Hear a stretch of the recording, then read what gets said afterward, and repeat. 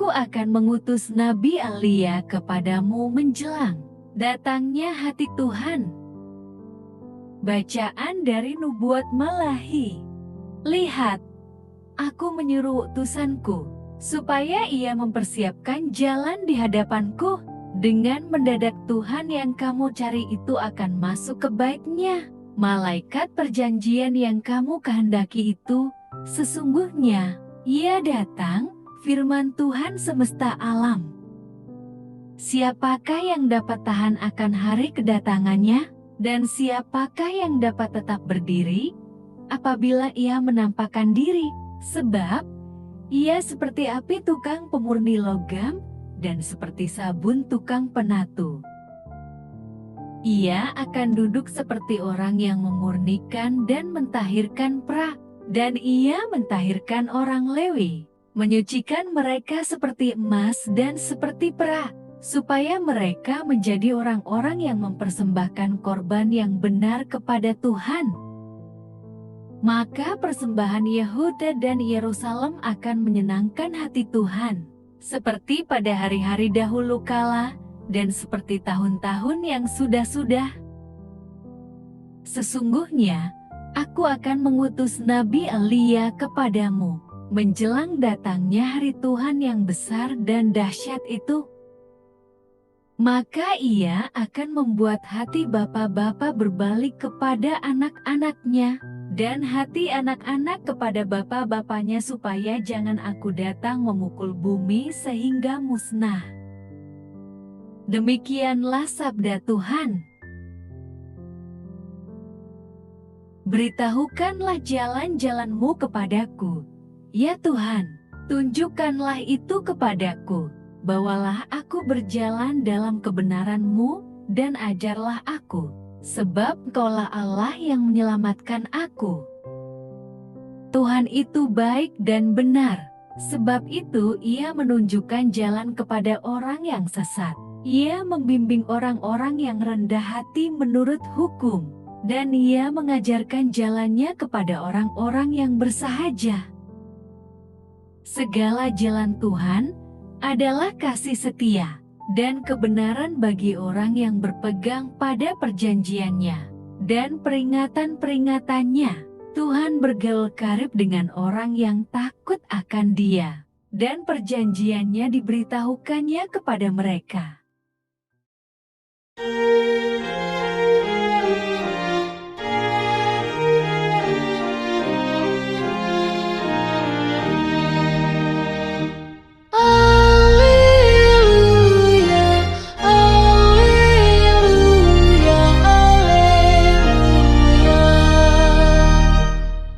Oh Tuhan Raja segala bangsa, dan batu penjuru gereja, datanglah dan selamatkan umat-Mu.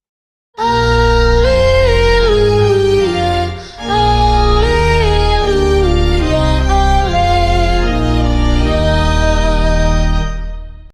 Tuhan bersamamu, dan bersama rohmu.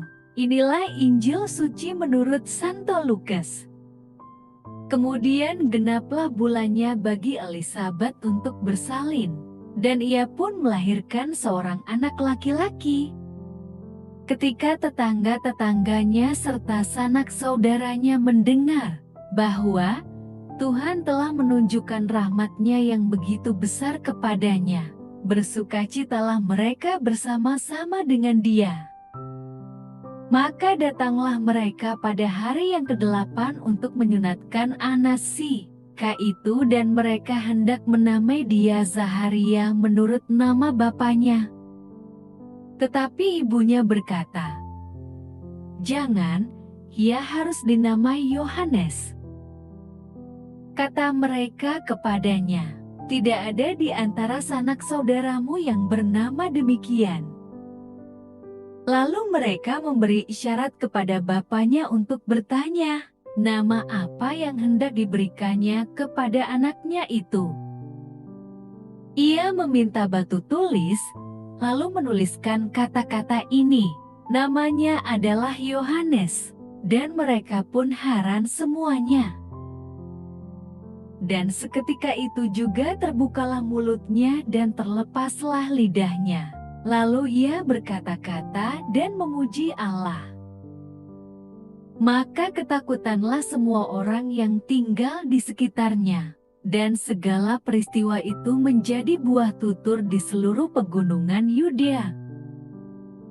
Dan semua orang yang mendengarnya merenungkannya dan berkata, "Menjadi apakah anak ini nanti? Sebab tangan Tuhan menyertai dia."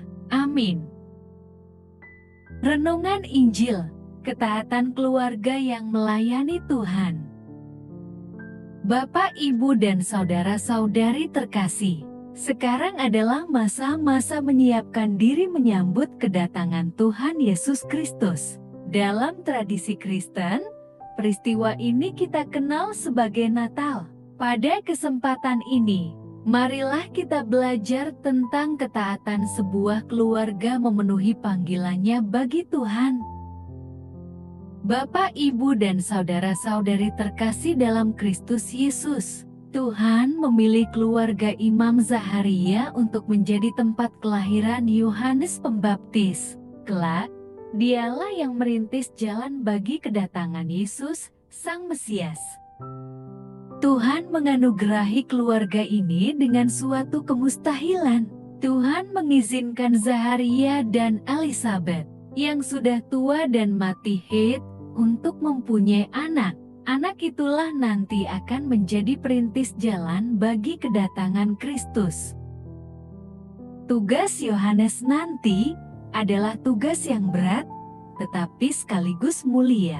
Peran untuk memanggil dan memerintahkan bangsa Israel adalah tugas yang sulit. Alasannya, bangsa ini terkenal sering melawan Tuhan. Mereka adalah kaum yang enggan mengakui kesalahannya, menyesalinya, dan bertobat. Dengan demikian, tugas Yohanes Pembaptis nanti sungguh tugas yang berat dan penuh kerja keras. Tugas seperti inilah yang akan dibebankan kepada anak yang sedang dikandung Elizabeth. Bapak, Ibu, dan saudara-saudari terkasih, Imam Zaharia dan Elizabeth bisa saja menolak tugas berat itu, namun mereka membuktikan diri sebagai orang-orang yang taat kepada Tuhan. Mereka menjunjung tinggi perintah itu. Salah satu bukti ketaatan itu terlihat dalam pemberian nama anak tersebut. Setelah anak itu lahir, orang tuanya memberinya nama di luar nama marga mereka. Akan tetapi, mereka memberinya nama sesuai perintah Tuhan melalui malaikat, yaitu Yohanes. Kisah ketaatan seperti ini sungguh menginspirasi. Cerita ini mengajak kita agar hidup dalam ketaatan serupa kepada Tuhan Allah. Secara khusus dalam menyambut dan menerima Tuhan Yesus Kristus dalam hidup kita, kita dapat mengesampingkan, bahkan menempatkan segala kepentingan lain di bawah ketaatan kepadanya. Amin. Marilah berdoa. Allah Bapa, sumber pengharapan, Engkau telah mengikat perjanjian dengan semua orang melalui Yesus yang terurapi. Semoga kami selalu berpegang teguh pada Dia dan berkembang menjadi umat yang patuh setia. Dengan pengantaraan Yesus Kristus, Putra-Mu, Tuhan kami yang bersama Dikau, dalam persatuan Roh Kudus, hidup dan berkuasa, Allah, sepanjang segala masa. Dalam nama Bapa, Putra, dan Roh Kudus. Amin. Terima kasih sudah mendengarkan dan merenungkan firman Allah. Jangan lupa subscribe dan jangan lupa juga aktifkan loncengnya. Terima kasih, Tuhan Yesus memberkati.